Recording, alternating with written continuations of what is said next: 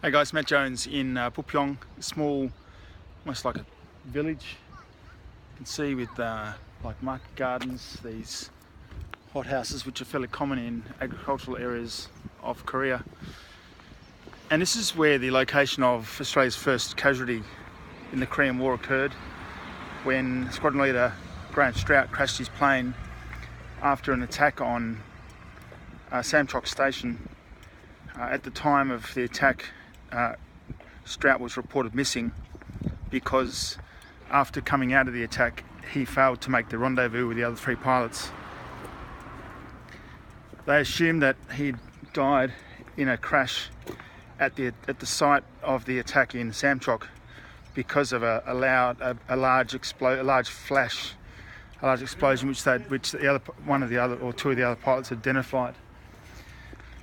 But it was inconclusive and not certain, and the next day aerial reconnaissance made an assumption that there was a area of incineration near the attack site, and it was just put down that maybe that was the remains of Strout's planes.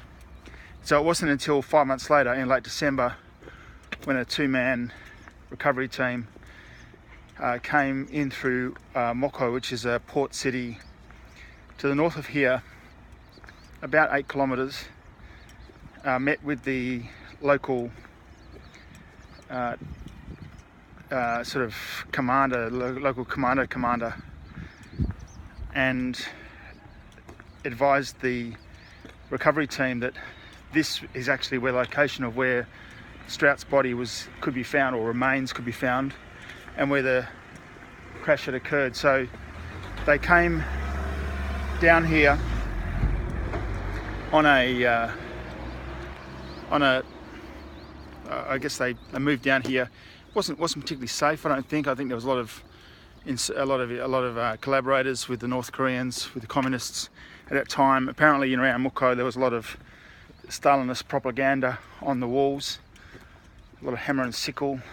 So there'd been a lot of influence from Chinese and the North Koreans present in that community. A lot of spies which were being shot, by the account of New talking about his conversation with Paik.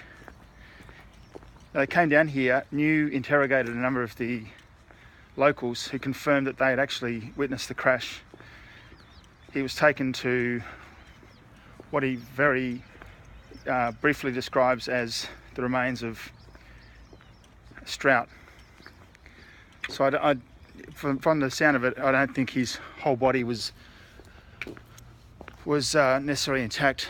And you know, the circumstances of the crash, exactly where he crashed around here, you know, is just been now lost to history.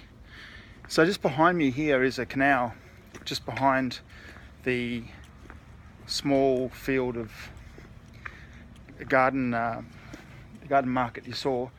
A little canal which separates the small village I'm at now with Donghae. This is actually part of Donghae.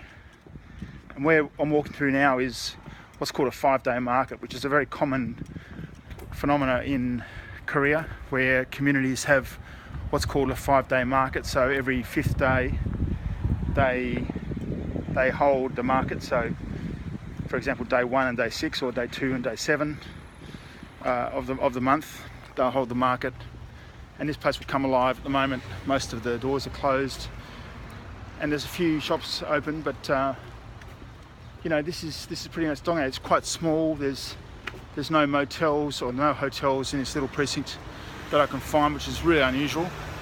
There are some up around Donghae bus stop, and so I might head back up there after a bit more of a poke around town. But this is, you know, maybe an obscure, but I think an important part of Australia's story of friendship in Korea.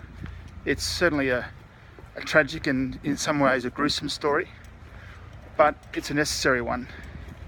If we want to talk about celebrate the victories, we've got to also talk about we've got to talk about the losses as well. And this shop here is an example of how diverse this town is. So this, I've spoken to these ladies before. She makes tapestries, beautiful modern clothes coming off the style of the Korean hanbok.